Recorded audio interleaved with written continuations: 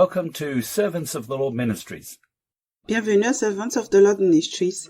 Mon nom est Dr. Keith Jenkins et je suis le coordinateur international de Servants of the Lord Ministries. Avant de commencer mon message d'aujourd'hui, je veux vous partager la mission de ce ministère qui a été donné à Joseph Hitchcock il y a de nombreuses années. Il dit « J'ai des enfants dans chaque nation et tu as des frères et des sœurs dont le cœur crie vers moi. Ils m'ont demandé un ministère des bénédictions et des dons. Je leur ai donné ces choses et cela les a bénis, mais il y a une partie de leur esprit qui n'a jamais été comblée et qui est réservée à une relation intime avec moi. Maintenant, leur cœur crie vers moi, juste pour moi. C'est à eux que je t'envoie, car je ne veux pas qu'ils mettent les années qu'il t'a fallu pour arriver jusqu'à moi parce qu'il n'y avait personne pour te montrer comment faire à l'époque. Servants of the Lord Ministries est un ministère d'enseignement et de formation envoyé au corps de Christ pour atteindre les personnes qui ont un cœur selon Dieu. Ce message est destiné à ceux qui veulent apprendre à le connaître, grandir en lui et être prêts pour son apparition. Aujourd'hui, je vais parler de la foi précieuse. Nous lisons dans 2 Pierre chapitre 1, versets 1 et 2. C'est 2 Pierre chapitre 1 et je lis le verset 1. Simon Pierre, serviteur et apôtre de Jésus-Christ, à ceux qui ont reçu en partage une foi du même prix que la nôtre, par la justice de notre Dieu et du Sauveur Jésus-Christ, verset 2, que la grâce et la paix vous soient multipliées par la connaissance de Dieu et de Jésus notre Seigneur.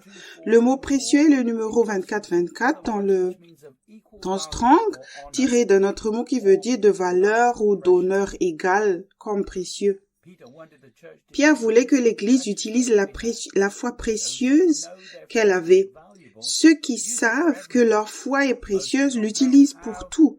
La plupart ne savent pas comment ils peuvent vaincre par la foi et la justice de Dieu. Jean a dit dans 1 Jean 5, versets 3 et 4. C'est 1 Jean, chapitre 5. Je lis le verset 3. Car l'amour de Dieu consiste à garder ses commandements, et ses commandements ne sont pas pénibles. Verset 4. Parce que tout ce qui est né de Dieu triomphe du monde, et la victoire qui triomphe du monde, c'est notre foi. Tout le monde a la même quantité et qualité de foi, mais c'est à utiliser pour réaliser l'appel de Dieu sur ta vie. La foi ne doit pas être utilisée pour un gain personnel, mais pour rechercher les instructions de Dieu. La connaissance de Dieu est accessible par la grâce au moment du salut. Cependant, la grâce doit augmenter et aller de pair avec la paix de Dieu pour marcher avec lui diligemment. Paul a dit dans Hébreux 11, verset 6, « Or, sans la foi, il est impossible de lui être agréable, car il faut que celui qui s'approche de Dieu croit que Dieu existe et qu'il est le rémunérateur de ceux qui le cherchent. La grâce que tu as reçue au salut est le résultat de ton humilité, mais tes fondations sont approfondies en te soumettant à lui et en lui obéissant constamment. La paix de Dieu t'aidera à traverser les choses qui ne sont pas confortables, mais dans l'esprit, c'est comme vivre dans l'œil d'un ouragan. Tu dois t'accrocher à lui, faire confiance et obéir. Nous lisons dans Jean, chapitre 1, verset 14 jusqu'au verset 17. C'est l'évangile de Jean, chapitre 1, je lis le verset 14. Et par la foi,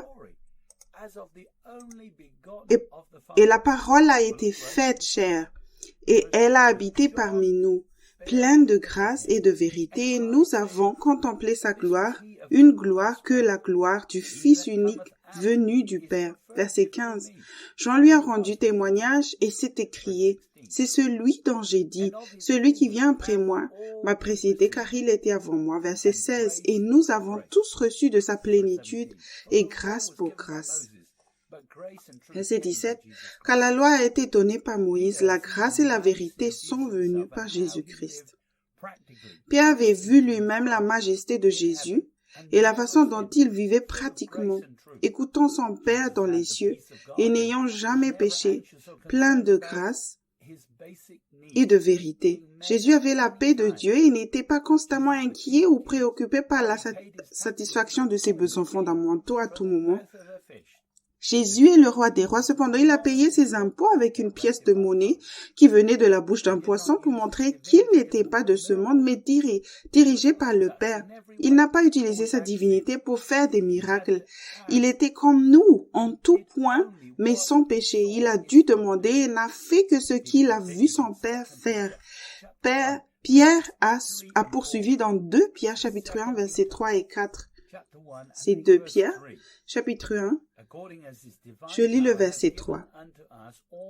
Comme sa divine puissance nous a donné tout ce qui contribue à la vie et à la piété au moyen de la connaissance de celui qui nous a appelés par sa propre gloire et par sa vertu.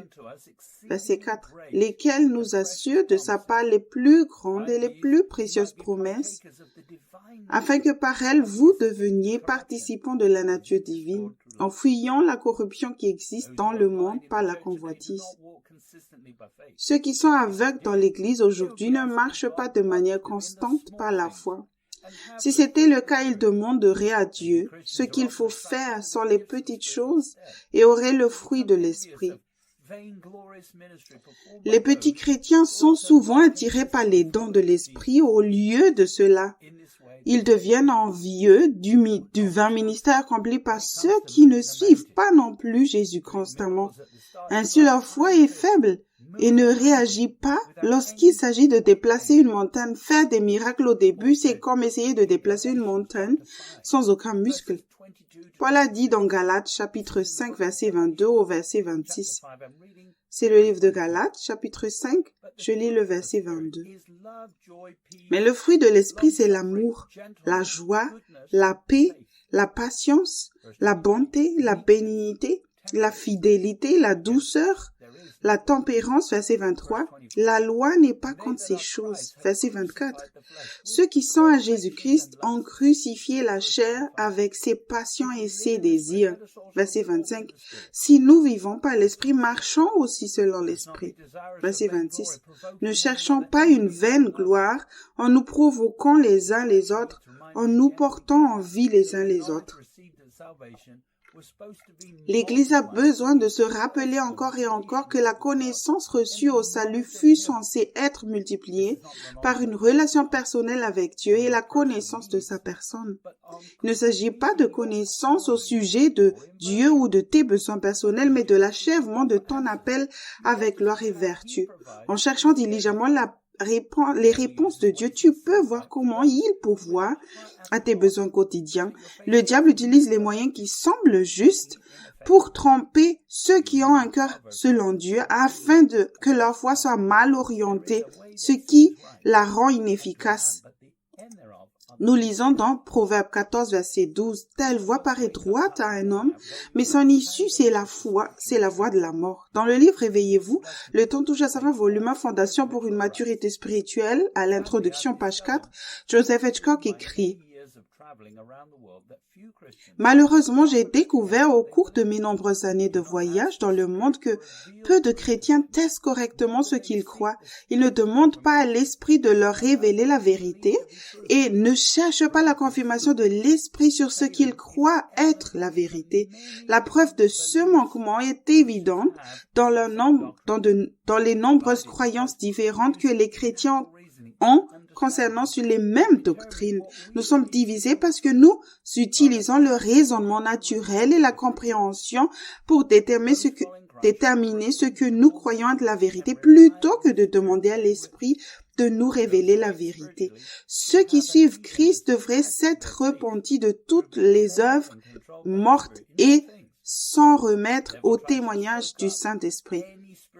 Ceux qui sont éveillés spirituellement devraient avoir envie d'ajouter à leur foi un état conduit et contrôlé par l'Esprit en toutes choses. Le diable essaie d'absorber tout empressement spirituel. Il a rempli l'Église de dirigeants enseignant des méthodes et d'œuvres mortes pour garder les gens occupés par des actes de ministère superficiels. Mais le billet de mercenaires et de faux enseignements, le diable a corrompu les églises qui s'appuient sur le raisonnement et la compréhension naturelle pour parvenir à la vérité. La méthode d'apprentissage utilisée dans l'église est la même que dans le monde. Pierre poursuivit dans 2 Pierre chapitre 1 verset 5 au verset 9. 2 Pierre chapitre 1 verset 5. À cause de cela même, faites tous vos efforts pour joindre à votre foi la vertu et à la vertu la science, à la science la tempérance, à la tempérance la patience, à la patience la piété.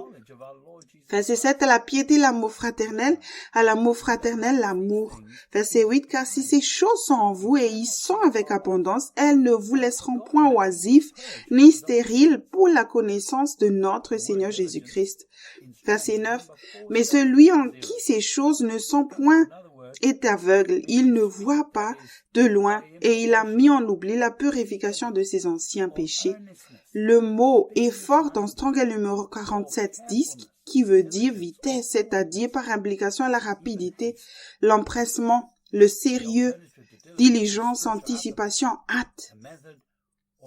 L'alternative à la diligence est l'apathie spirituelle, une méthode ou un enseignement qui n'implique pas les promesses de Dieu ça veut dire se renier soi-même quotidiennement et se chargeant de ta croix fait appel à la chair et ne produira que des résultats limités. Jésus a dit dans Matthieu 7, versets 22 et 23. C'est l'évangile de Matthieu, chapitre 7. Je lis le verset 22. Plusieurs me diront ce jour-là, Seigneur, Seigneur, n'avons-nous pas prophétisé par ton nom? N'avons-nous pas chassé des démons par ton nom? Et n'avons-nous pas fait beaucoup de miracles par ton nom? Verset 23. Alors je leur dirai ouvertement, je ne vous ai jamais connu. Retirez-vous de moi, vous qui commettez l'iniquité. Si tu as le bon type d'empressement, utilise-le pour faire tes premières œuvres correctement maintenant. En faisant correctement tes premières œuvres, tu obtiendras un résultat complètement différent dès le départ. Jésus a poursuivi dans Matthieu 7, verset 24 au verset 29. C'est l'évangile de Matthieu, chapitre 7, je lis le verset 24. C'est pourquoi quiconque entend ces paroles que je dis et les met en pratique sera semblable à un homme prudent qui a bâti sa maison sur le roc. Verset 25. La pluie est tombée, les torrents sont venus, les vents ont soufflé et se sont jetés contre cette maison. Elle n'est point tombée parce qu'elle était fondée sur le roc. Verset 26. Mais quiconque entend ces paroles que je dis et ne les met pas en pratique sera semblable à un homme insensé qui a bâti sa maison sur le sable. Verset 27. La pluie est tombée, les torrents sont venus, les vents ont soufflé et ont battu cette maison. Elle est tombée et sa ruine a été grande. Verset 28. Alors, après Jésus eut achevé ses discours, la foule fut frappée de sa doctrine, car il enseignait comme ayant autorité et non pas comme leurs scribes. Les personnes sans instruction ont reconnu que les enseignements de Jésus étaient très différents de ceux des pharisiens et des chefs religieux que le diable avait formés par l'ignorance spirituelle. Chaque enfant de Dieu qui a l'Esprit de Dieu en lui peut maintenant accomplir des choses par amour en suivant le Christ. Paul a dit à Tite, dans Tite 2, verset 11 au verset 15, je lis Tite 2, verset 11, car la grâce de Dieu, source de salut pour tous les hommes, a été manifestée. Verset 12, elle nous enseigne à renoncer à l'impiété et aux convoitises mondaines et à vivre dans le siècle présent selon la sagesse, la justice et la piété. Verset 13, en attendant la bienheureuse espérance et la manifestation de la gloire du grand Dieu et de notre Sauveur Jésus-Christ. Verset 14, qui s'est donné lui-même pour nous afin de nous racheter de toute iniquité et de se faire un peuple qui lui appartienne, purifié par lui et zélé pour les bonnes œuvres. Verset 15, dis ces choses, exhorte et reprend avec une pleine autorité que personne ne te méprise. Paul voyait l'importance de la renonciation à soi pour prévenir la corruption et les faux enseignements dans l'Église. Tite a reçu de Paul l'ordre d'enseigner tous ces sujets, même si les gens le méprisaient. Ceux qui sont nés de nouveau devraient être zélés pour faire ce que Dieu dit et même apprendre de leurs erreurs, corrigés par l'Esprit lorsqu'ils ne rend aucun témoignage. Dans la Bible amplifiée, Tite 2, verset 12 au verset 13 dit, elle nous a appris à rejeter et à renoncer à toute impiété et irréligion et aux désirs mondains, passion, à mener une vie discrète, tempérée, maîtrisée. droite et pieuse spirituellement entière dans ce monde présent, nous attendons et recherchons l'accomplissement de réalisation de notre bienheureuse espérance, l'apparition glorieuse de notre grand Dieu et Sauveur Jésus-Christ, le Messie loin. Ton espérance devrait être de servir Dieu sans corruption dans ce monde par la douceur, afin de ne plus jamais retourner dans la chair si tu es né de nouveau. Le royaume de Dieu est ici maintenant par l'esprit. Tu devras peut-être souffrir, mais ta justice sera plus brillante que le soleil dans le ciel lorsque tu marcheras par la foi. David a dit dans Psaume chapitre 37, verset 1 au verset 11. C'est Psaume chapitre 37, commençons par le verset 1. De David. Ne t'irrite pas à cause de ceux qui font le mal, ne sois pas jaloux de ceux qui pratiquent l'iniquité. Verset 2. Car ils sont fauchés aussi vite que l'herbe, et ils se flétrissent comme le gazon vert. Verset 3. Confie-toi en l'Éternel et pratique le bien et le pays pour demeure et la fidélité pour pâture. Verset 4. Fais de l'Éternel tes délices et il te donnera ce que ton cœur désire. Verset 5. Recommande ton sort à l'Éternel, mets en lui ta confiance et il agira. Verset 6. Il fera paraître ta justice comme la lumière et ton droit comme le soleil à son midi. Verset 7. Garde le silence devant l'Éternel et espère en lui. Ne t'irrite pas contre celui qui réussit dans ses voies, contre l'homme qui vient à bout de ses mauvais desseins. Verset 8. Laisse la colère, abandonne la fureur, ne t'irrite pas. Ce serait mal faire. Verset 9. Car le méchant seront retranchés et ceux qui espèrent en l'Éternel posséderont le pays. Verset 10. Encore un peu de temps et le méchant n'est plus. Tu regardes le lieu où il était et il a disparu. Verset 11. Les misérables possèdent le pays et ils jouissent abondamment de la paix.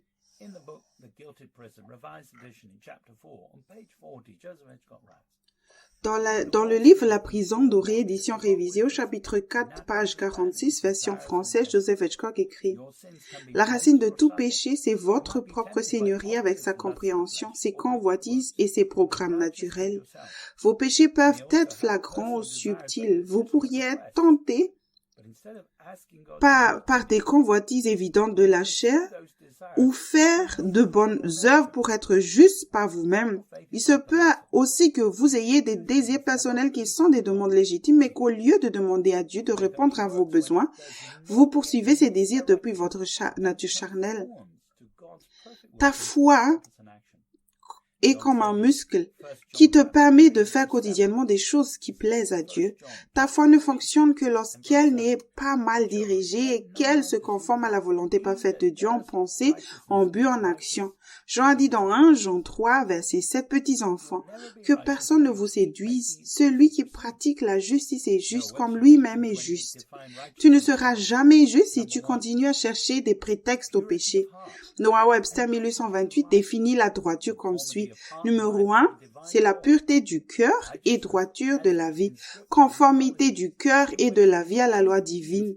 La droiture telle qu'elle est utilisée dans l'écriture et dans la théologie où elle est principalement employée est presque équivalente à la sainteté comprenant les principes et les affections saintes du cœur et la conformité de la vie à la loi divine.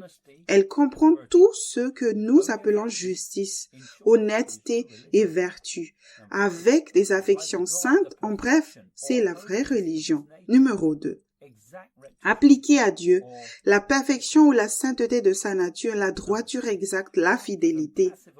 Numéro 3, sa signification numéro 3, l'obéissance active et passive de Christ par laquelle la loi de Dieu est accomplie. Numéro 4, la justice, l'équité entre les hommes. Numéro 5, la cause de notre justification. Jésus a accompli la loi et ses exigences en se soumettant au Père pour qu'il dirige sa vie comme il l'avait prévu. Jésus a écouté le Saint-Esprit, tout comme toi, et il n'a pas péché. Tu ne seras pas déclaré juste en essayant de respecter la loi. Cependant, Paul a dit dans Romains 8, verset 4, « Et cela afin que la justice de la loi fût accomplie en nous, qui marchons non selon la chair, mais selon l'Esprit. » Maintenant, grâce à l'Esprit que nous avons reçu au salut, nous avons tous un lien direct avec la pensée et le cœur de Dieu. Nous n'avons pas à compter sur notre capacité à comprendre correctement la parole écrite avec notre pensée. Jésus a dit dans Matthieu 18, versets 3 et 4. C'est l'évangile de Matthieu, chapitre 18. Je lis le verset 3. Il dit, Je vous le dis en vérité, si vous ne vous convertissez, si vous ne devenez comme les petits-enfants, vous n'entrerez pas dans le royaume des cieux. Verset 4, c'est pourquoi quiconque se rendra humble, comme ce petit enfant sera le plus grand dans le royaume des cieux. Si tu ne peux pas obéir immédiatement à sa voix en toute humilité, demande à Dieu pourquoi tu ne peux pas obéir. Jésus était soumis à Dieu dans les moindres détails. Utilise ta foi pour la justice quotidienne dans les choses banales et essentielles. Cela inclut de demander à Dieu quels vêtements porter et où à faire l'épicerie pour les besoins quotidiens qu'il ordonne. Pour t'aider, tu auras peut-être besoin d'une limite de dépenses fixée par le Saint-Esprit afin de ne pas te tromper et d'acheter ce que tu veux. Utilise ta foi dans les nouvelles occasions qui se présentent parce que son royaume est devenu ta priorité. Tu ne deviens pas spirituel en étant simplement né de nouveau, mais en marchant et en parlant avec lui sur le chemin étroit. Jésus a dit dans Matthieu 6, verset 31 au verset 34, l'évangile de Matthieu, chapitre 6, je lis le verset 31. Ne vous inquiétez donc point et ne dites pas que mangerons-nous, que boirons-nous, de quoi serons-nous vêtus? Verset 32. Car toutes ces choses, ce sont les païens qui les recherchent. Votre Père céleste sait que vous en avez besoin. Verset 33. Cherchez premièrement le royaume et la justice de Dieu, et toutes ces choses vous seront données par-dessus. Verset 34. Ne vous inquiétez donc pas du lendemain, car le lendemain aura soin de lui-même. À chaque jour suffit sa peine. Si tu n'utilises pas ta foi régulièrement, elle deviendra vaine et vide. Elle doit être étirée, exercée chaque jour. Tu as aussi besoin de la foi pour surmonter le mal quotidien en écoutant sa voix. Jacques a dit dans Jacques chapitre 2, verset 17 au verset 20. C'est dans le livre de Jacques chapitre 2, je lis le verset 17. Il en est ainsi de la foi.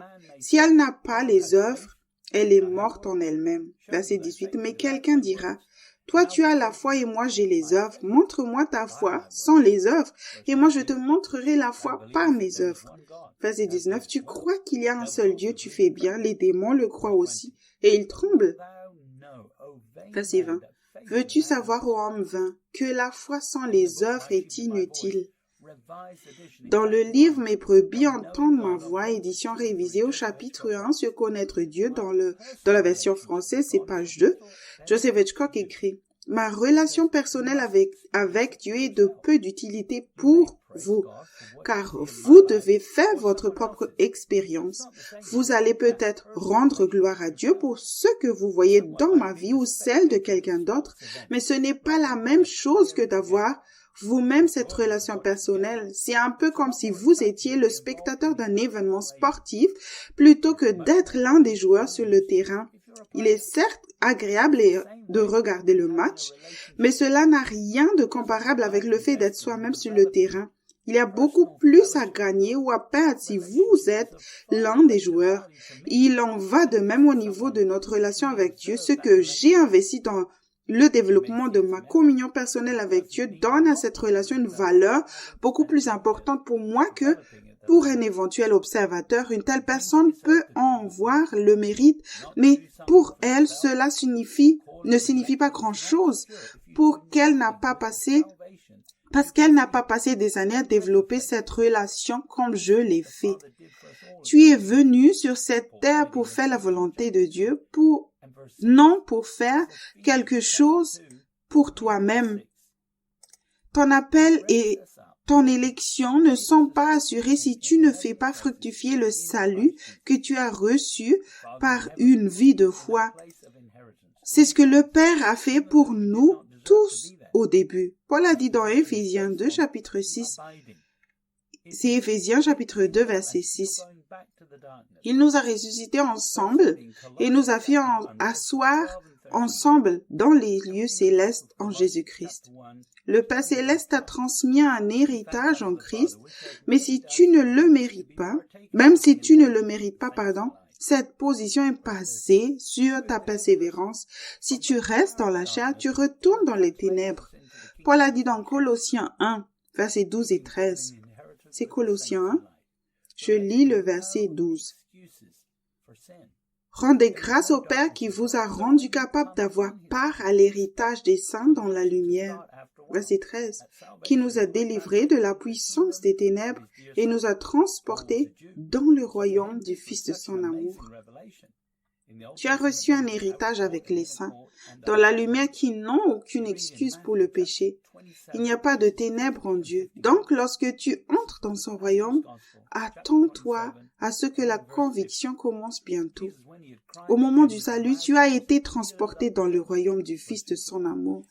Paul était juif, donc pour lui, c'était une révélation très étonnante. Dans l'Ancien Testament, il y avait une cour extérieure, une cour intérieure et le Saint des Saints. Nous lisons dans Matthieu 27, versets 50 et 51. C'est l'évangile de Matthieu, chapitre 27, je lis le verset 50. Jésus poussa de nouveau un grand cri et rendit l'esprit. Verset 51. Et voici, le voile du temple se déchira en deux depuis le haut jusqu'en bas. La terre trembla, les rochers se fendirent.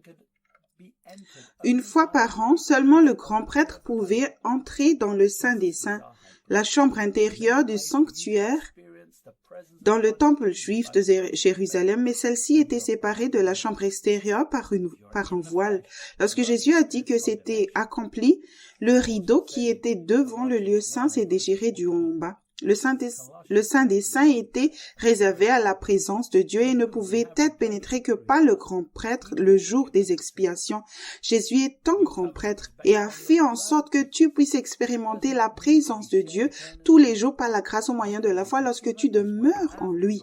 Si tu vis selon la chair, tu ne connaîtras que la condamnation. Paul a aussi dit dans Colossiens 1, verset 14. C'est Colossiens 1, verset 14. En qui nous avons la rédemption, la rémission des péchés. La nouvelle alliance est basée sur le sang de Jésus qui n'a pas besoin d'être versé de nouveau. Tu peux aussi être pardonné après ta première rencontre avec Dieu par sa grâce si tu confesses ton péché. Jean a dit dans 1 Jean 1, verset 9. C'est 1 Jean, chapitre 1, verset 9. Si nous confessons nos péchés, il est fidèle et juste pour nous les pardonner et pour nous purifier de toute iniquité. Par la grâce de Dieu, tu peux apprendre de tes erreurs. Tout ce qui te fait sortir de la présence de Dieu est un péché. En consultant ton entendement, tu finiras par pécher à nouveau et tu seras séparé de Dieu. Le sang de Jésus peut enlever l'injustice, mais il ne peut pas t'empêcher de pécher. Alors ne te séduis pas toi-même. Tu dois vivre dans la lumière et te repentir à la racine pour arrêter de pécher avec l'aide du Saint-Esprit. Paul a dit, par la grâce de Dieu, dans 2 Corinthiens 5, verset 17, si quelqu'un est en Christ, il est une nouvelle créature. Les choses anciennes sont passées, voici toutes choses sont devenues nouvelles. Si tu demeures en Christ, tu recevras toute l'aide dont tu as besoin pour changer. Être saint et obéir à l'esprit de manière constante. C'est aussi le fruit d'une foi active. La tristesse divine est impliquée dans la repentance. Tu dois donc aussi faire confiance à Dieu pour les émotions nécessaires à ce processus. Paul a expliqué dans 2 Corinthiens 7, versets 10 et 11. C'est 2 Corinthiens chapitre 7. Je lis le verset 10. En effet, la tristesse selon Dieu produit une repentance à salut dont on ne se répand jamais, tandis que la tristesse du monde produit la mort. Verset 11, et voici, cette même tristesse selon Dieu, quel empressement n'a-t-elle pas produit en vous? Quelle justification, quelle indignation, quelle crainte, quel désir ardent, quel zèle, quelle punition. Vous avez montré à tous égards que vous étiez purs dans cette affaire. En passant par le processus de repentance, tu te purifieras avec l'aide de Dieu. Ta repentance comprendra une nouvelle crainte de Dieu, un désir ardent de vérité, une sainte indignation face au péché et une détermination à redresser la situation. Jésus a dit dans Matthieu 5, verset 4, « Heureux les affligés car ils seront consolés. » La repentance est une œuvre du Saint-Esprit et tu seras également réconforté si tu suis le Christ. Il sera ton maître si tu renonces à toi-même et que tu te charges de ta croix chaque jour. Jésus a dit aux disciples dans Jean chapitre 14, verset 26. C'est Jean chapitre 14, je lis le verset 26. Mais le consolateur, l'Esprit Saint, que le Père enverra en mon nom, vous enseignera toutes choses et vous rappellera tout ce que je vous ai dit. Le Saint-Esprit t'enseignera, te convaincra et te réconfortera si tu n'invoques pas comme excuse les pressions subites que tu subis sur le chemin étroit en suivant Christ. Pierre poursuit dans 2 Pierre 1:10. C'est pourquoi, frères, appliquez-vous d'autant plus à affermir votre vocation à votre élection, car en faisant cela, vous ne broncherez jamais. Au verset 10, Pierre fait référence aux 7 choses qu'il a mentionnées plus tôt. Dans la Bible amplifiée, dans 2 Pierre 1, verset 5 au verset 7, il écrit « Pour cette raison même, en ajoutant ta diligence aux promesses divines, emploie tous tes efforts dans l'exercice de ta foi pour développer le vertu, excellence, résolution, énergie chrétienne, et en exerçant la vertu, développe la connaissance, intelligence, et en exerçant la connaissance, développe la maîtrise de soi, et en exerçant la maîtrise de soi, développe la constance, patience, endurance, et en exerçant la constance, développe la piété. Et en exerçant la piété, développer l'affection fraternelle, et en exerçant l'affection, développer l'amour chrétien. Voici l'énumération de Pierre sur la base de ces versets et qui devrait compléter ta foi si tu ne t'excuses pas de vivre dans l'esprit sur le chemin étroit. Numéro 1, vertu, excellence, résolution, énergie chrétienne. Numéro 2, la connaissance, l'intelligence menant à la sagesse. Numéro 3, tempérance ou maîtrise de soi. Numéro 4, patience ou fermeté. Numéro 5, divinité ou piété. Numéro 6, gentillesse ou affection fraternelle. Numéro 7, l'amour, c'est l'amour chrétien. Si cette qualité commence par la même connaissance de Dieu et par la puissance que Dieu a donnée à toute personne née de nouveau, par la foi, pour tuer et vaincre la chair. Tu aurais dû compter le prix à payer pour suivre Christ. Dans le livre « Mes brebis entendent ma voix » édition 21, au chapitre 7 sur le chemin de compter le coup, à la page 82, Joseph Hitchcock dit « Tout comme un constructeur doit compter les coûts avant de commencer un projet de construction, tu dois compter le coût pour suivre Jésus-Christ. Si tu refuses de payer le prix pour que Jésus devienne toute ta vie, tu ne jouiras jamais d'une communion constante avec Dieu. Tu ne seras pas conduit par le Saint-Esprit de manière constante. De nombreux croyants font l'effort de marcher dans ce message pendant une saison. Cependant, ils n'apprennent à connaître le Seigneur que de manière limitée. Leur manque de succès est le résultat direct de leur refus d'abandonner leur seigneurie. Ils refusent d'évaluer les coûts ou de payer le prix pour suivre Jésus parce qu'ils ne lui font pas confiance. Même s'ils professent avoir foi en Dieu, ils sont réticents à lui donner le plein contrôle. Les promesses t'ont été données pour être utilisées avec foi afin de vaincre la corruption régnant dans ce monde par le péché. Les miracles viennent plus tard, lorsque ta foi est purifiée de tout autre motif. Jean dit dans 1 Jean, chapitre 4, verset 1 au verset 4. C'est 1 Jean, chapitre 4, je lis le verset 1. Bien-aimés, n'ajoutez pas foi à tout esprit, mais éprouvez les esprits pour savoir s'ils sont de Dieu. Car plusieurs faux prophètes sont venus dans le monde. Verset 2. Reconnaissez à ceci l'Esprit de Dieu. Tout esprit qui confesse Jésus-Christ venu en chair est de Dieu. Verset 3. Et tout esprit qui ne confesse pas Jésus n'est pas de Dieu. C'est celui de l'Antéchrist. dont vous avez appris la venue et qui maintenant est déjà dans le monde. Verset 4, vous petits enfants, vous êtes de Dieu et vous les avez vaincus parce que celui qui est en vous est plus grand que celui qui est dans le monde. Un faux prophète te fera croire que Jésus n'est pas vraiment venu en forme humaine, qu'il avait une sorte d'avantage sur nous. Un faux prophète dira que tu as un grand pouvoir et qu'il te suffit de le proclamer, de le libérer et de le proclamer sans attendre tout de Dieu. Cependant, Jésus a dû endurer la dureté comme un bon soldat et souffrir pour vaincre. Paul a dit dans 2 Timothée 3, verset 1 au verset 5. C'est 2 Timothée chapitre 3. Je lis le verset 1. Sache que dans les derniers jours, il y aura des temps difficiles, verset 2, car les hommes seront égoïstes, amis de l'argent, fanfarons, hautains, blasphémateurs, rebelles à leurs parents, ingrats, irréligieux. Verset 3, insensibles, déloyaux, calomniateurs, intempérants, cruels, ennemis des gens de bien. Verset 4, traîtres, emportés, enflés d'orgueil, aimant le plaisir plus que Dieu. Verset 5, ayant l'apparence de la piété, mais reniant ce qui en fait la force. Éloigne-toi de ces hommes-là. Satan essaie d'obtenir plus de pouvoir, de puissance, mais ne cherche pas nécessairement la volonté de Dieu. Tu te soumets à son œuvre en Christ pour achever ton salut et faire le travail qu'il t'a ordonné de faire à l'avance. Paul a dit dans Éphésiens 2, verset 8 au verset 10. Je lis Éphésiens chapitre 2, commençons par le verset 8. Car c'est par la grâce que vous êtes sauvés, par le moyen de la foi, et cela ne vient pas de vous, c'est le don de Dieu. Verset 9. Ce n'est point par les œuvres afin que personne ne se glorifie. Verset 10. Car nous sommes son ouvrage ayant été créés en Jésus-Christ pour de bonnes œuvres que Dieu a préparées d'avance afin que nous les pratiquions.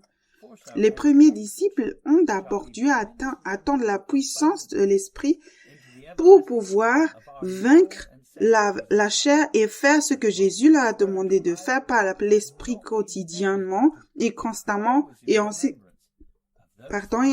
les commandements de Jésus. Pierre a dit dans 2 Pierre 1, verset 11 et 12. 2 Pierre 1, verset 11, c'est ainsi en effet que l'entrée dans le royaume éternel de notre Seigneur et Sauveur Jésus-Christ vous sera pleinement accordée. Voilà pourquoi je prendrai soin de vous rappeler ces choses bien que vous les sachiez et que vous soyez affermis dans la vérité présente.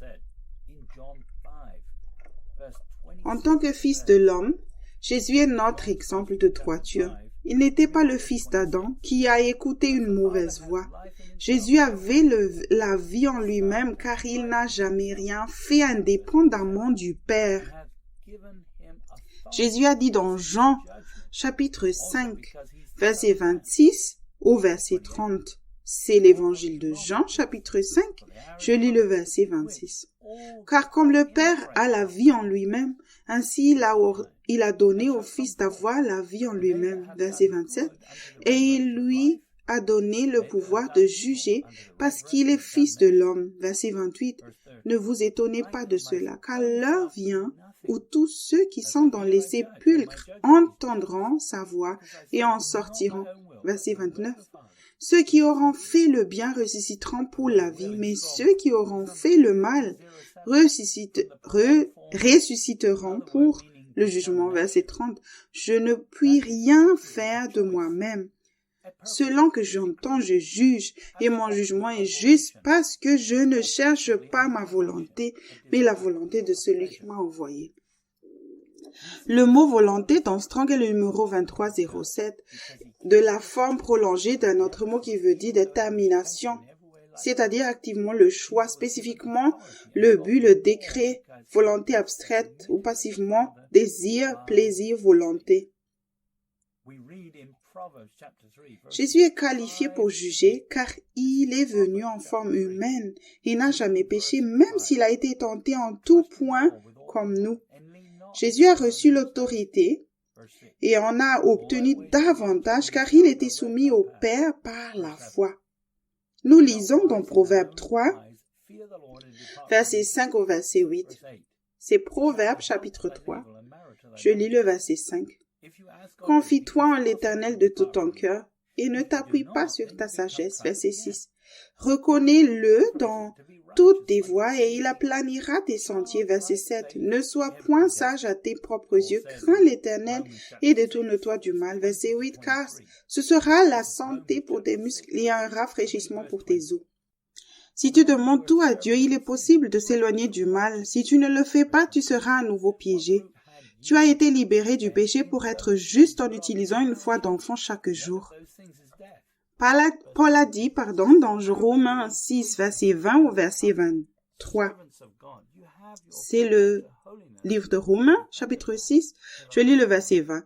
Car lorsque vous étiez esclaves du péché, vous étiez libres à l'égard de la justice. Verset 21. Quels fruits portiez-vous alors? Des fruits dont vous rougissiez aujourd'hui, car la fin de ces choses, c'est la mort. Verset 22. Mais maintenant, ayant été affranchis du péché et asservis à Dieu, vous avez votre fruit dans la sainteté et pour fin la vie éternelle. Verset 23. Car le salaire du péché, c'est la mort, mais le don gratuit de Dieu, c'est la vie éternelle en Jésus-Christ notre Seigneur. Le christianisme n'est pas une religion de plus, mais une relation avec un Dieu vivant portant des fruits jusqu'à la sainteté. Il est fidèle et pourvoit tous tes besoins afin que tous tes besoins soient satisfaits afin que tu puisses te concentrer sur ton appel divin. La priorité est d'utiliser le don de Dieu car le salaire du péché est la mort. Ceux qui suivent le Christ considèrent le don de la vie éternelle comme une bouée de sauvetage dans ce monde sombre de péché. La vie éternelle est la capacité de connaître Dieu et de poser n'importe quelle question à Jésus pour qu'il puisse diriger efficacement ta vie. Jésus a dit dans Luc 9, verset 23, puis il dit à tous, si quelqu'un veut venir après moi, qu'il renonce à lui-même, qu'il se charge chaque jour de sa croix et qu'il me suive. De la même manière que Jésus avait la vie en lui, tu dois aussi choisir la vie en te régnant quotidiennement. Tu dois choisir le chemin étroit où tu ne peux pas faire ce que tu veux quand tu veux. Jésus a dit dans Matthieu 7, verset 13 au verset 14. C'est l'évangile de Matthieu, chapitre 7. Je lis le verset 13. Entrez par la porte étroite, car large est la porte, spacieux est le chemin qui mène à la perdition, et il y en a beaucoup qui entrent par là. Verset 14, mais étroite est la porte, resserrez le chemin qui mène à la vie, et il y en a peu qui les trouvent. Le chemin étroit est une vie de foi qui consiste à écouter les commandements du Père par le biais d'une relation d'amour avec lui afin que ton amour grandisse et que ta foi soit également purifiée. David a dit dans Psaume chapitre 24, verset 3 au verset 10, ce sont dans les Psaumes chapitre 24, je lis le verset 3. Qui pourra monter à la montagne de l'Éternel, qui s'élèvera jusqu'à son lieu saint, verset 4. Celui qui a les mains innocentes et le cœur pur, celui qui ne livre pas son âme au mensonge et qui ne jure pas pour tromper. Verset 5. Il obtiendra la bénédiction de l'Éternel, la miséricorde du Dieu de son salut. Verset 6. Voilà le partage de la génération qu'il invoque, de ceux qui cherchent ta face, Dieu de Jacob. Pause. Verset 7. Porte, élevez vos linteaux, élevez vos portes éternelles, que le roi de rois fasse son entrée. Verset 8. Qui est ce roi de gloire? L'Éternel fort et puissant, l'Éternel puissant dans les combats. Verset 9. Porte, élevez vos linteaux, élevez les portes éternelles, que le roi de gloire fasse son entrée. Verset 10. Qui donc est ce roi de gloire? L'Éternel des armées, voilà le roi de gloire. Pause.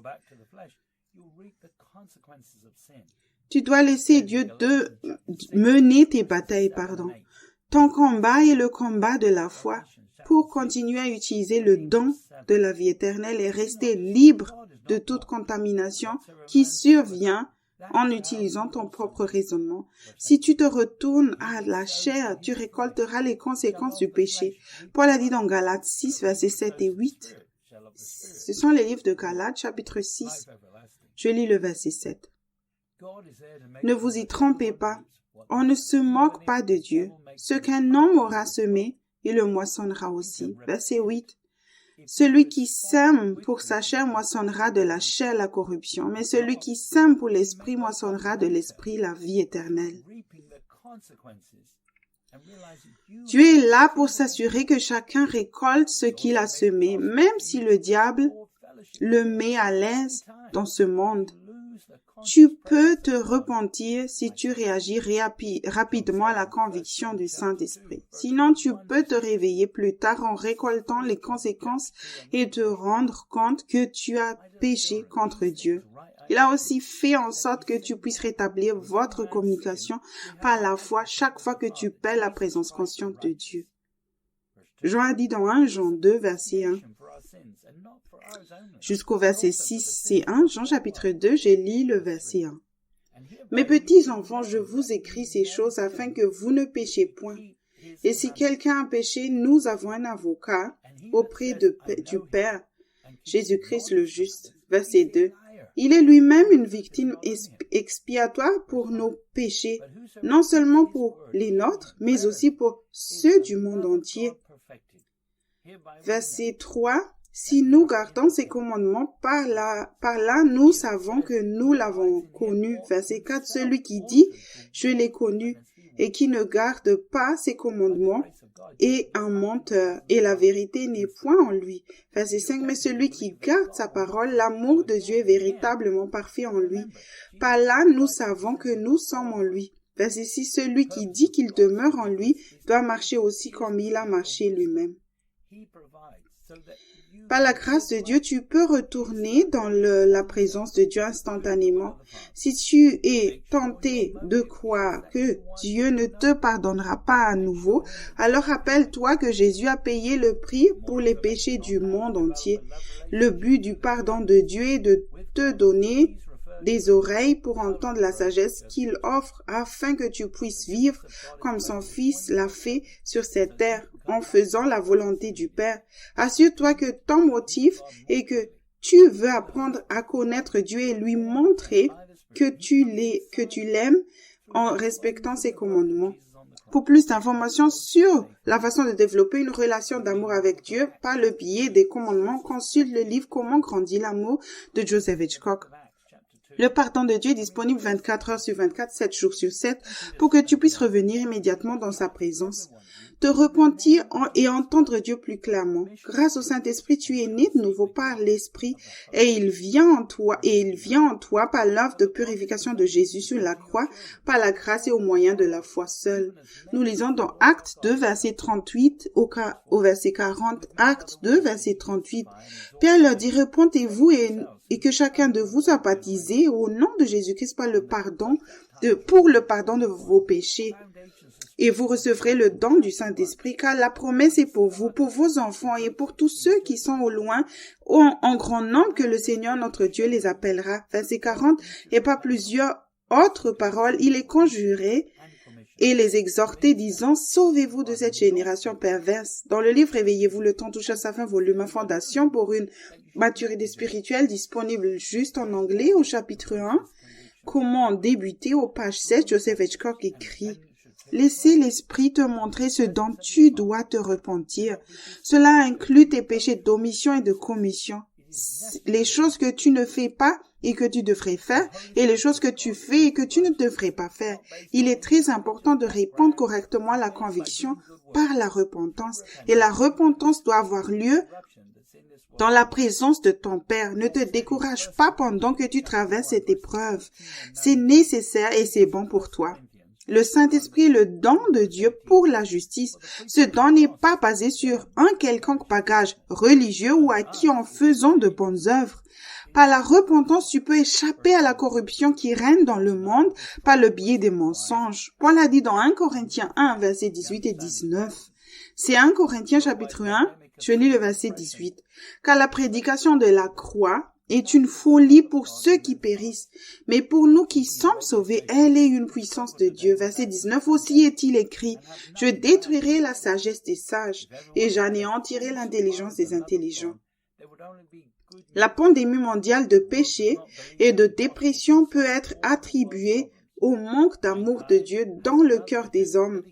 Sans cette pandémie, les chaînes de télévision Et les stations de radio seraient en difficulté aujourd'hui et n'auraient rien de négatif à annoncer. Si tout le monde avait un approvisionnement complet en amour de Dieu, il n'y aurait que de bonnes nouvelles. Le monde ne croit pas que l'Évangile puisse résoudre tous les problèmes du monde. L'humanité a un autre agenda qui inclut les conforts de la chair. L'homme croit en sa propre capacité à résoudre les problèmes à sa façon, mais par la foi, tu fais partie de la solution de Dieu avec un appel unique. Paul a dit dans Romains 8, verset 28, « Nous savons du reste que toute chose concourt au bien de ceux qui aiment Dieu, de ceux qui sont appelés selon son dessein. » Dans l'Église, nous ne devrions avoir que de bonnes nouvelles basées sur les promesses de Dieu. Faire les choses par amour pour Dieu, avec un appel qui ne change pas. Tu peux être tenté de résister à la vérité et à la conviction et être pressé d'acquérir plus de connaissances. Cependant, la sagesse qu'il donne est là pour t'aider à surmonter les obstacles de ta vie spirituelle. Nous lisons dans 1 Corinthiens chapitre 8, verset 1 au verset 3. C'est 1 Corinthiens chapitre 8, commençons par le verset 1. Pour ce qui concerne les viandes sacrifiées aux idoles, nous savons que nous avons tous la connaissance. La connaissance enfle, mais l'amour édifie. Verset 2. Si quelqu'un croit savoir quelque chose, il n'a pas encore connu comme il faut connaître. Verset 3. Mais si quelqu'un aime Dieu, celui-là est connu de lui. Dans le livre Mes brebis entendent ma voix, édition révisée version française, dans le chapitre 1, Connaître Dieu, page 5, Joseph Hitchcock écrit. Aujourd'hui, le succès semble être le sujet principal dans la plupart des églises. Si quelque chose a du succès, cela doit être bon. Pourtant, certaines des personnes les plus impies au monde ont le plus de succès. Beaucoup de gens mentent, trichent et volent pour avoir du succès. Je ne dis pas qu'il est mauvais d'avoir du succès, mais le fait de faire du succès mondain notre objectif est une tromperie qui a malheureusement fait son chemin dans l'Église. Même si vous l'obtenez, qu'avez-vous réellement? Ce que vous avez gagné n'a qu'une valeur temporelle. La meilleure définition du succès est de connaître Dieu personnellement. La connaissance que Dieu fournit est telle que tu lui obéis parce que tu l'aimes et il te donne toute l'intelligence dont tu as besoin sans être contaminé par le péché. Nous lisons dans Luc 11, versets 27 et 28. C'est l'évangile de Luc, chapitre 11. Je lis le verset 27. Tandis que Jésus parlait ainsi, une femme élevant la voix du milieu de la foule lui dit « Heureux le sein qui t'a porté, heureuses les mamelles qui t'ont allaité. » Verset 28. Et il répondit « Heureux plutôt ceux qui écoutent la parole de Dieu et qui la gardent. » Dans le livre Lumière, édition révisée au chapitre 18 sur Équilibrer, connaissance et sagesse, pages 112 et 113, bientôt disponibles en français, Joseph Hitchcock écrit « Dieu veut que tu acquières des connaissances, mais elles doivent être équilibrées par la sagesse. Tout d'abord, définissant la connaissance comme une révélation ou une vérité divinement révélée. La connaissance est une vérité ou une révélation provenant de la parole, d'un enseignement ou d'une prédication divine ou d'une révélation directe de Dieu qui permet de comprendre son royaume. Lorsque tu reçois la connaissance, elle doit être équilibrée par la sagesse afin que tu ne te glorifies pas, que tu ne t'élèves pas dans l'orgueil spirituel. Tu acquiers la sagesse par opposition à la simple acquisition de connaissances en mettant la parole en pratique. Lorsque la parole de Dieu est reçue par la foi, puis obéie jusqu'à ce qu'elle fasse partie de ton caractère chrétien, la sagesse n'est pas produite. Pendant que tu cherches Dieu pour obtenir plus de connaissances ou de révélations, tu dois continuer à mettre sa parole en pratique par l'obéissance. Lorsque tu passes de la formation en classe acquisition de connaissances à la mise en pratique de ces connaissances dans la vie quotidienne, formation sur le terrain, Dieu te fournira tout ce qui est nécessaire pour obéir à la parole qu'il te donne. Ce cycle produit la sagesse et la maturité, et il se répète continuellement à mesure que tu grandis dans le Seigneur. Il élimine aussi l'orgueil spirituel. Si ta marche avec Dieu est inconstante et que tu t'enorgueillis lorsque Dieu te révèle la vérité, tu n'équilibres pas tes connaissances avec la sagesse que l'on acquiert par l'obéissance. L'obéissance à la révélation divine exige la repentance et un changement dans ta vie qui te maintiendront dans l'humilité. Si tu t'enfonces dans l'orgueil spirituel, chaque fois que Dieu te parle, il doit continuellement te résister. Si tu t'humilies, que tu reçois sa parole et que tu la mets immédiatement en pratique par la repentance et l'obéissance, tu ne tomberas pas dans l'orgueil spirituel. Si tu ne gardes pas la chair crucifiée, tu vas te gonfler et tu devras à nouveau être humilié. Entendre et obéir à sa voix de manière constante dans tous les domaines ne laisse aucune place au diable et tu restes humble. Nous lisons dans Proverbe 4, verset 4 au verset 5. Proverbe 4, verset 4. Il m'instruisait alors, il me disait que ton cœur retienne mes paroles, observe mes préceptes et tu vivras. Verset 5. Acquiers la sagesse, acquiers l'intelligence, n'oublie pas les paroles de ma bouche et ne t'en détourne pas. Le mot détourné dans Strong's numéro 51-86, une racine primitive qui veut dire s'étirer ou s'étendre. Par implication, se pencher loin, y compris la définition morale utilisée dans une grande variété d'applications.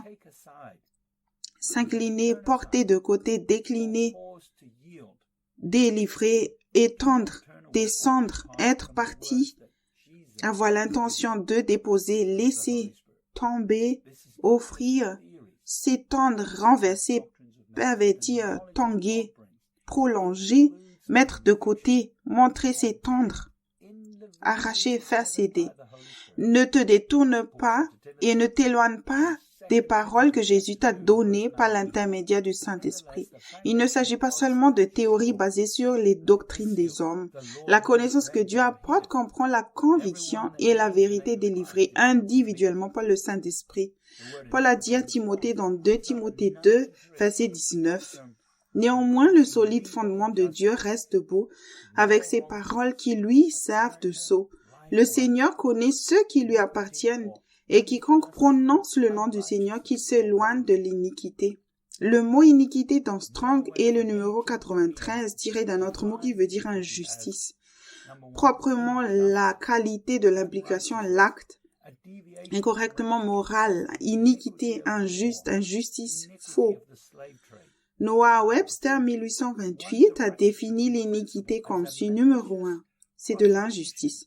Iniquité, une déviation de la droiture, comme l'iniquité de la guerre, l'iniquité de la traite des esclaves. Numéro 2, c'est le manque de droiture dans le principe, comme une poursuite malveillante provenant de l'iniquité de l'auteur.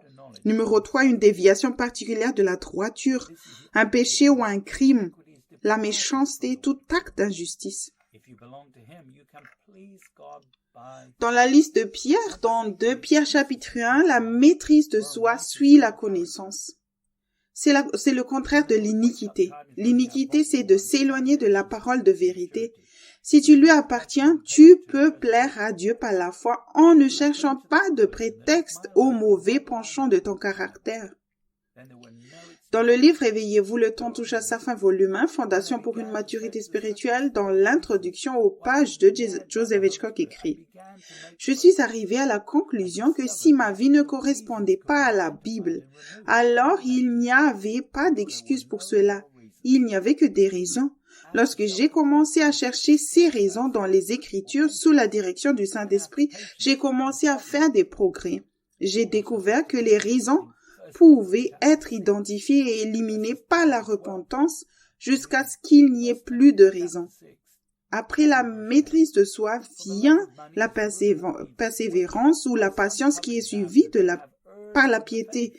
Paul a également dit à Timothée dans 1 Timothée 6, verset 10 au verset 12, 1 Timothée 6, verset 10. Car l'amour de l'argent est une racine de tous les maux, et quelques-uns, en étant possédés, se sont égarés loin de la foi et se sont jetés eux-mêmes dans bien de tourments. Verset 11, pour toi, homme de Dieu, fuis ces choses et recherche la justice, la piété, la foi, l'amour, la patience, la douceur. Verset 12.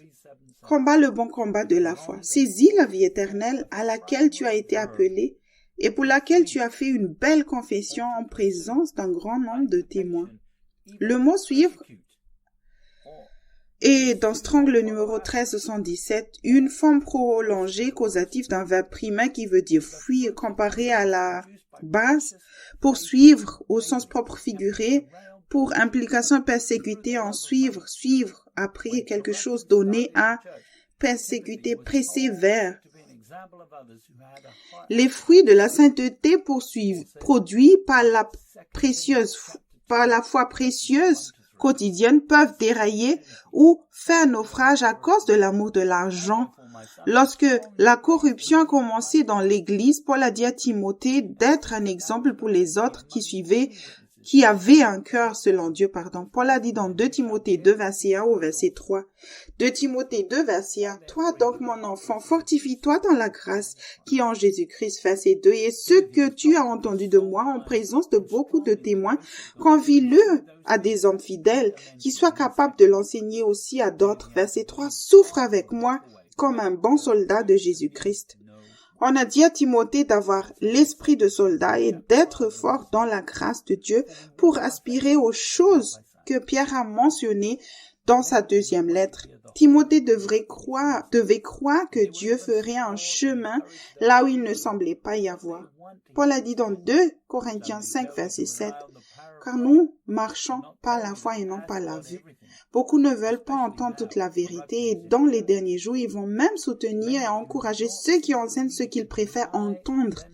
Certains te diront de t'appuyer sur la puissance de Dieu, mais ne te diront pas de tout demander à Dieu, surtout maintenant que la corruption règne dans l'Église. Beaucoup ne voient pas la nécessité de renoncer à eux-mêmes et de se charger de leur propre croix chaque jour. Jésus est le capitaine de l'armée de Dieu et il est venu dans un corps humain tout comme nous et il a dû souffrir pour la justice. Paul a dit à Timothée dans 2 Timothée chapitre 2 verset 11 au verset 13. C'est 2 Timothée 2, commençons par le verset 11. Cette parole est certaine, si nous sommes morts avec lui, nous vivrons aussi avec lui. Verset 12, si nous persévérons, nous régnerons aussi avec lui. Si nous le renions, lui aussi nous reniera. Verset 13, si nous sommes infidèles, il demeure fidèle, car il ne peut se renier lui-même. Donne-lui les désirs de ton cœur et confie-toi entièrement au Père et tu demeureras en Christ et tu vivras. En excusant le péché, tu le renies, comme Pierre l'a fait 3 fois.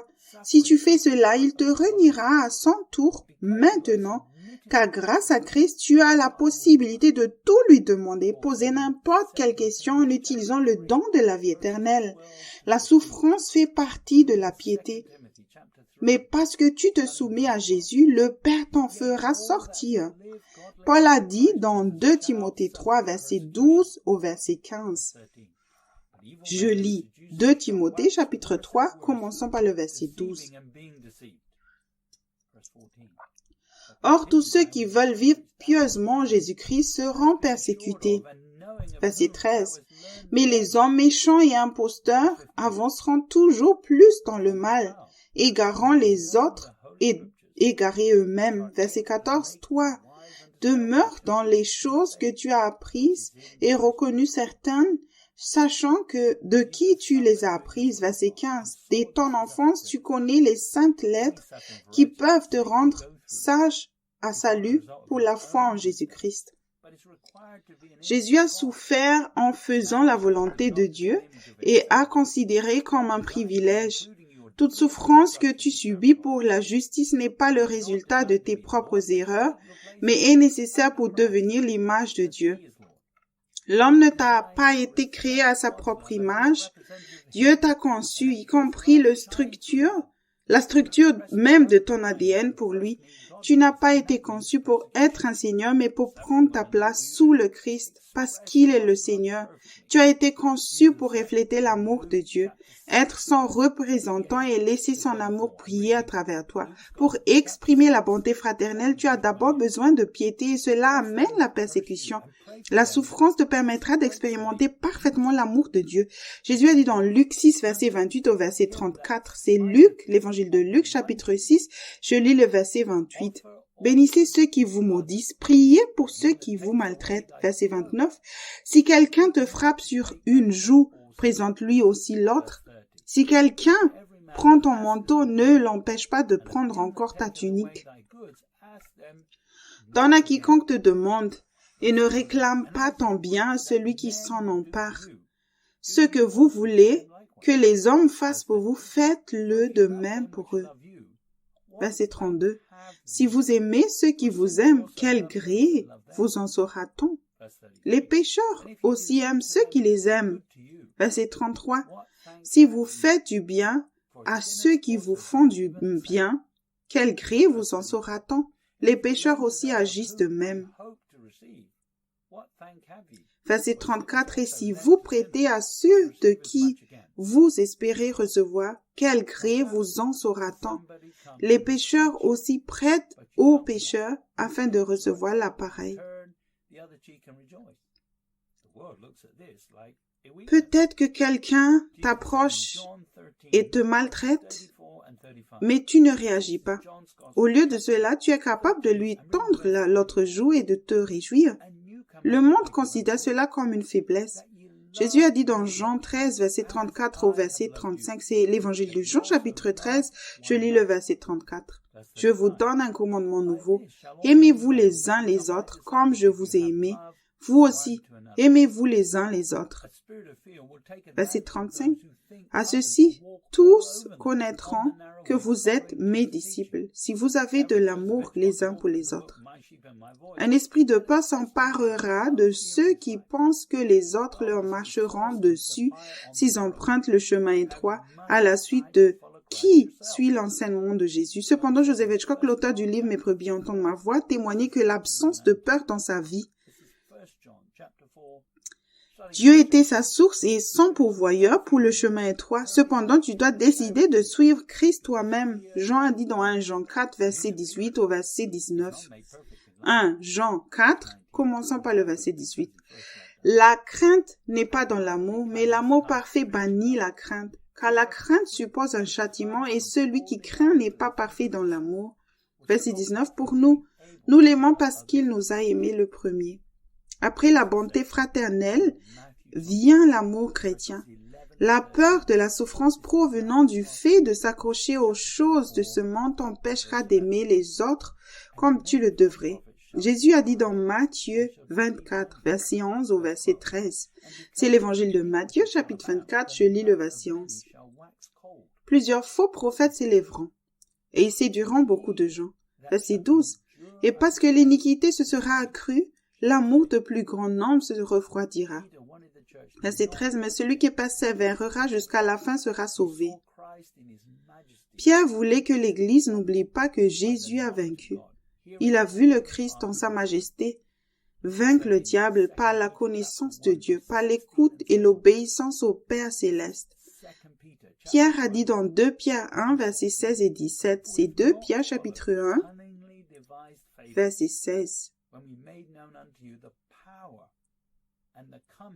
Ce n'est pas en effet en suivant des fables habilement conçues que nous vous avons fait connaître la puissance et l'avènement de notre Seigneur Jésus-Christ.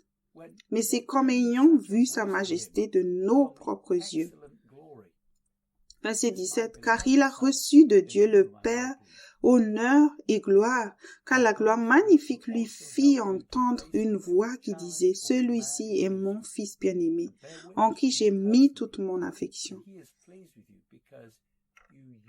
Le Saint-Esprit t'aidera aussi à faire face à n'importe quel défi ou instruction qu'il te donne et te témoignera personnellement qu'il est content de toi parce que tu fais tout par la foi.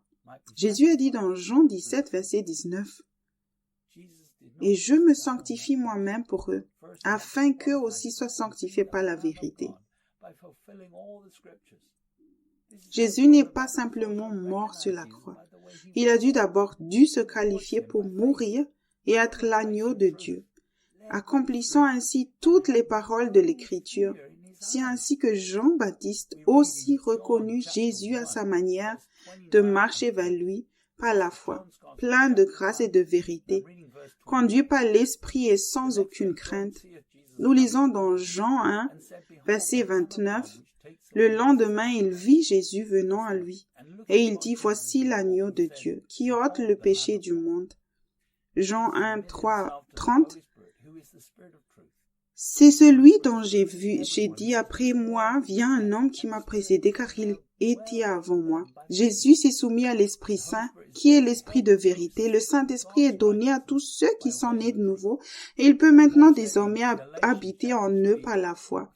Le Saint-Esprit est là pour aider ceux qui recherchent la justice de Dieu en obéissant à la vérité. Paul a dit dans Galates 3, verset 1 au verset 3. Dans Galates chapitre 3, verset 1. Ô Galates, dépourvus de sens, qui vous a fasciné, vous, aux yeux de qui Jésus-Christ a été peint comme crucifié. Verset 2. Voici seulement ce que je veux apprendre de vous. Est-ce par les œuvres de la loi que vous avez reçu l'Esprit ou par la prédication de la foi? Verset 3. Êtes-vous tellement dépourvus de sens après avoir commencé par l'Esprit, voulez-vous maintenant finir par la chair? Jésus n'est pas devenu l'agneau de Dieu sans se soumettre au plan du salut de Dieu et en faisant sa propre volonté. Ta sanctification commence par l'obéissance à la vérité. Tu écoutes le Saint-Esprit et non tes propres opinions. Paul a dit dans 2 Corinthiens 5, verset 21. Celui qui n'a point connu le péché, il l'a fait devenir péché pour nous, afin que nous devenions en lui justice de Dieu. Dans le livre Réveillez-vous, le temps touche à sa fin, volume 1, Fondation pour une maturité spirituelle, au chapitre 12, sur la mise en pratique, page 182, Joseph Hitchcock écrit: La croyance selon laquelle tu es automatiquement en Christ, simplement parce que tu es né de nouveau, est une fausse doctrine. Lorsque tu es né de nouveau, deux natures sont présentes en toi, la nature de Christ et la nature charnelle, c'est-à-dire la chair. Romains 6, verset 16 explique que la nature où tu évolues dépend de la personne qui te contrôle.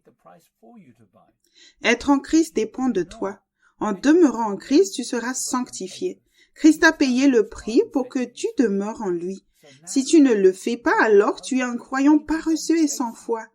Il a fait sa part et a dit que tout a été accompli. Alors, maintenant, tu dois te soumettre au Saint-Esprit, même lorsqu'il te châtie et tu dois écouter. Paul a dit dans Romains 8, verset 7, car l'affection de la chair est inimitié contre Dieu parce qu'elle ne se soumet pas à la loi de Dieu et qu'elle ne le peut même pas. Pour que tu puisses demeurer en Christ, tu dois arrêter de suivre les dictées de la chair.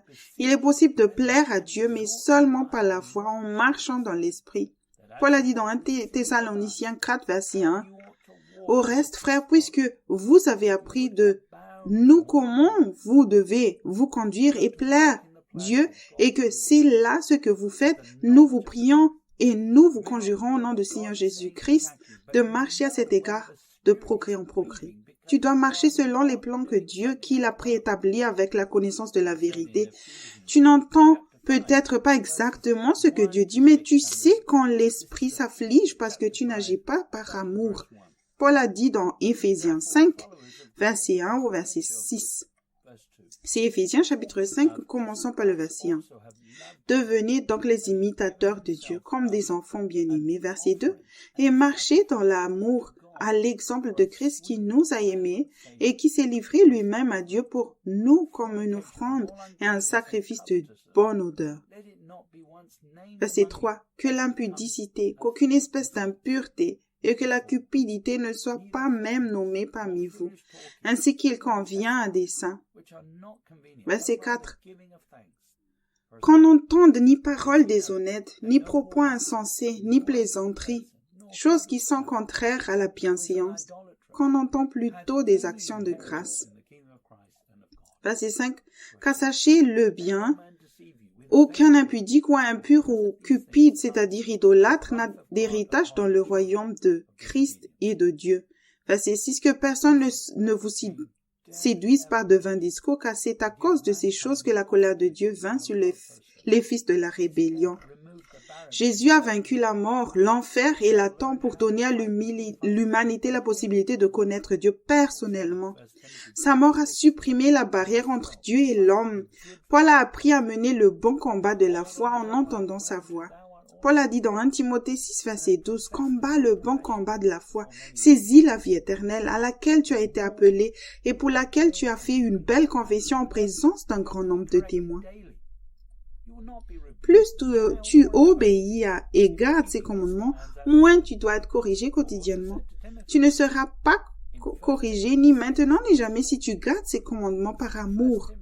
Paul a également dit à Timothée dans 1 Timothée 6, verset 14, c'est 1 Timothée chapitre 6, verset 14, et de vivre sans tâche, sans reproche, jusqu'à l'apparition de notre Seigneur Jésus-Christ.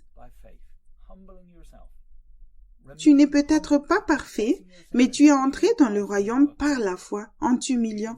Reste humble et en confessant ton péché et en restant en Christ lorsque tu es corrigé. Tu peux rester dans le royaume en te repentant régulièrement. Attends-toi à ce que le Saint-Esprit te convainque, t'enseigne et te réconforte par des versets qui te reviennent en mémoire et fais ce qu'il te montre par amour. Paul a également parlé de l'épouse de Christ dans Éphésiens 5, versets 26 et 27. C'est le livre d'Éphésiens, chapitre 5, je lis le verset 26.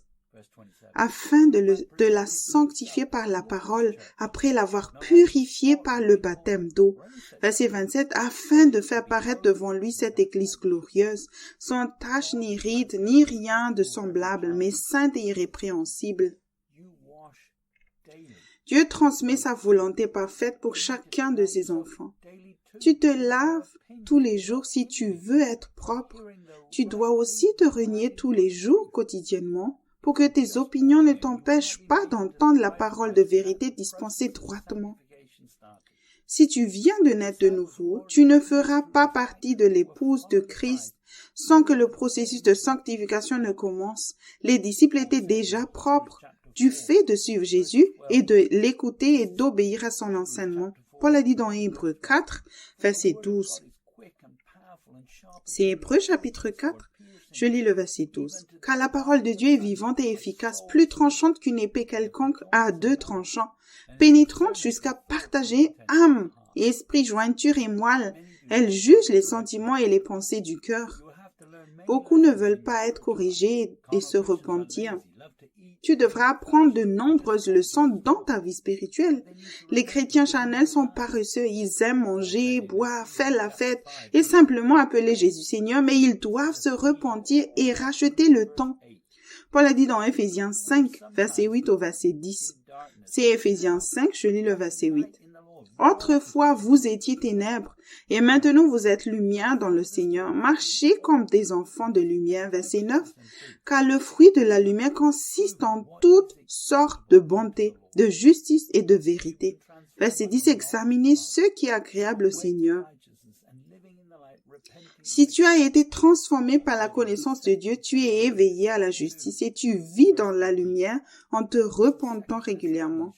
Paul a dit dans 2 Thessaloniciens, chapitre 2, verset 13. 2 Thessaloniciens 2, je lis le verset 13. Pour nous, frères bien-aimés du Seigneur, nous devons à votre sujet rendre continuellement grâce à Dieu, parce que Dieu vous a choisi dès le commencement pour le salut, par la sanctification de l'esprit et par la foi en la vérité. Si tu demeures vraiment en Christ, ta vie est en train de changer. Si tu résistes à la vérité, à la conviction et à la correction quotidienne, ce n'est pas de la foi en Dieu, lui qui est capable d'achever ce qu'il a commencé en toi. Tu es en train d'être sanctifié et préparé pour son avènement par le Saint-Esprit. Paul écrit dans Romains 1, versets 16 et 17, c'est Romains 1, commençons par le verset 16, « Car je n'ai point honte de l'Évangile, c'est une puissance de Dieu pour le salut de quiconque croit, du juif premièrement puis du grec. » Verset 17, parce qu'en lui est révélée la justice de Dieu par la foi, et pour la foi selon qu'il est écrit, le juste vivra par la foi.